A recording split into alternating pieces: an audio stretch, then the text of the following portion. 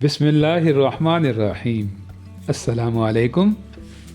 दोस्तों, दाल मूंग बनाने की बहुत सारी रेसिपीज़ में से सबसे ज़्यादा फेवरेट मूंग दाल की ही रेसिपी है, भले छिलके वाली हो या बिना छिलके के। अब साबुत मूंग या हरे वाली मूंगी की दाल बहुत ही कम बनती है।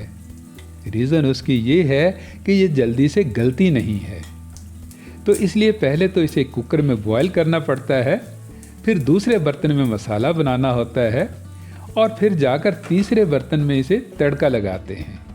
लेकिन दोस्तों, आज हम साबुत मूंग बनाएंगे बिल्कुल आसान तरीके से, बिना कुकर के, बिना बॉयल किए हुए और एक ही बर्तन में।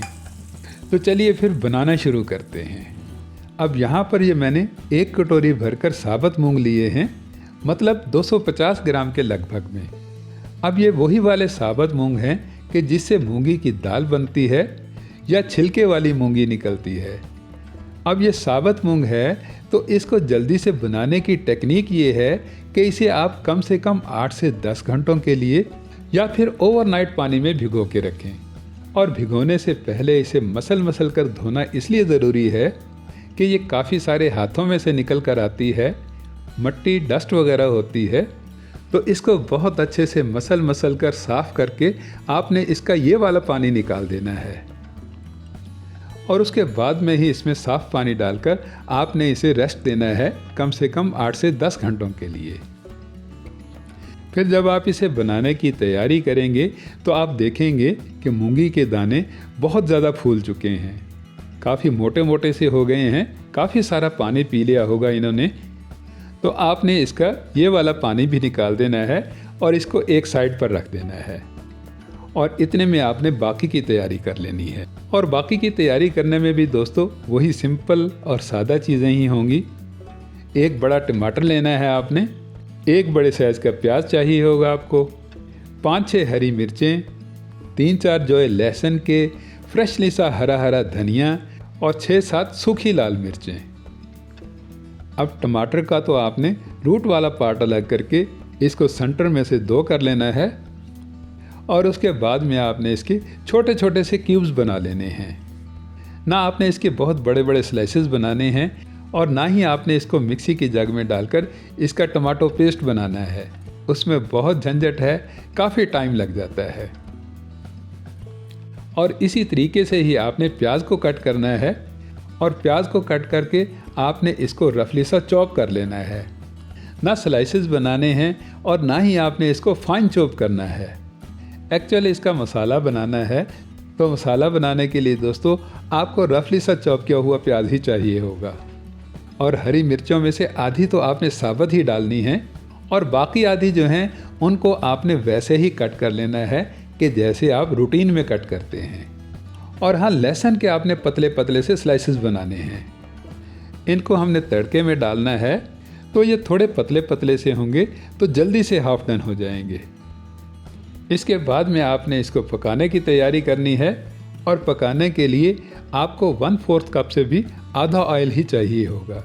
बहुत ज़्यादा ऑयल नहीं लेना है आपने, बस ये थोड़ा सा ऑयल लेकर इसे गर्म करके आपने 1 टेबलस्पून इसमें साबुत ज़ीरा क्रैकल कर लेना है। और इसके बाद में डाल देना है आपने इसमें चॉप किया हुआ प्याज।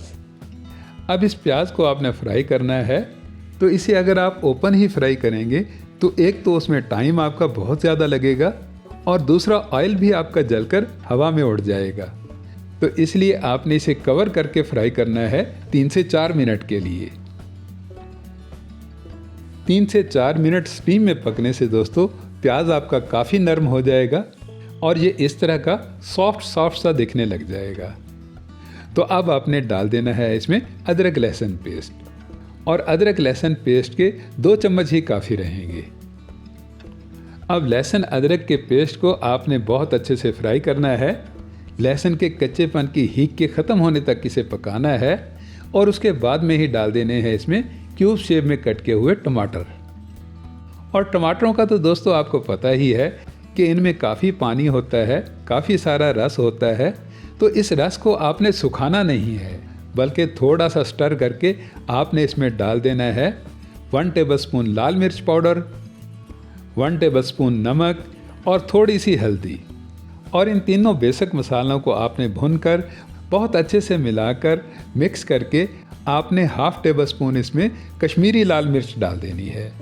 कश्मीरी लाल मिर्च यहाँ पर मसाले को थोड़ा रेडिश कलर देगी और मसाले के टेक्सचर को गुड लुकिंग बना देगी। इसके बाद में आपने थोड़ा सा पानी का छट्टा लगाकर इसे बहुत अच्छे से मिक्स कर लेना है और उसके बाद में इसे कवर कर देना है थोड़ी देर के लिए।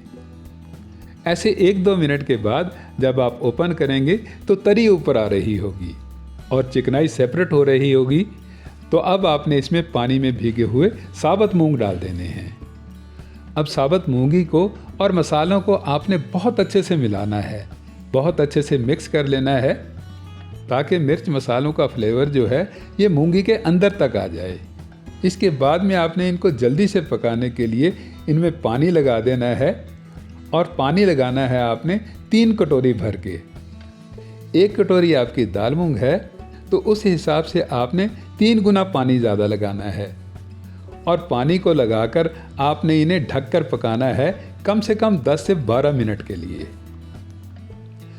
दोस्तों, साबुत मूंगी खाने के बहुत सारे फ़ायदे हैं, बहुत सारे विटामिन्स और मिनरल्स होते हैं इसमें। छिलकों की वजह से काफ़ी सारा फाइबर होता है, प्रोटीन होती है जो डायबिटिक पेशेंट के मसल्स के लिए बहुत ही ज़रूरी है। अगर डायबिटिक पेशेंट के शुगर लेवल में स्पाइक आ रही है, एकदम से शुगर लेवल अप हो जाता है, तो मेडिसिन के साथ साथ में आप ये वाली दाल ज़रूर ट्राई करें। 3-4 बारी में खाने से ही शुगर लेवल नॉर्मल हो जाएगा और स्पाइक आनी बंद हो जाएगी। अब 10-12 मिनट के बाद जब आप मूंगी के दाने को देखेंगे तो मूंगी बहुत अच्छे से पक चुकी होगी, दाना अंदर तक से नरम हो चुका होगा। तो अब आपने इसमें डाल देनी है कट की हुई हरी मिर्चें और साबुत मिर्चें, और इन दोनों मिर्चों को थोड़ा सा स्टर करके मिलाकर आपने एंड में डाल देना है फ्रेशली सा हरा हरा धनिया। अब ये साबुत मूंग या हरी मूंगी की दाल बिल्कुल सिंपल तरीके से तैयार है। इसे डायबिटिक पेशेंट भी खा सकते हैं, ब्लड प्रेशर वालों के लिए भी ये बहुत फ़ायदेमंद है, और जो लोग वज़न कम करना चाहते हैं उनके लिए भी ये परफेक्ट मील है। इससे पेट भरा भरा रहेगा और बॉडी को जितने विटामिन्स की ज़रूरत होगी वो उसे मिलते रहेंगे। अब इसे टेस्टी बनाने के लिए, चटपटा चटखारेदार करने के लिए इसे लहसुन का तड़का लगाते हैं।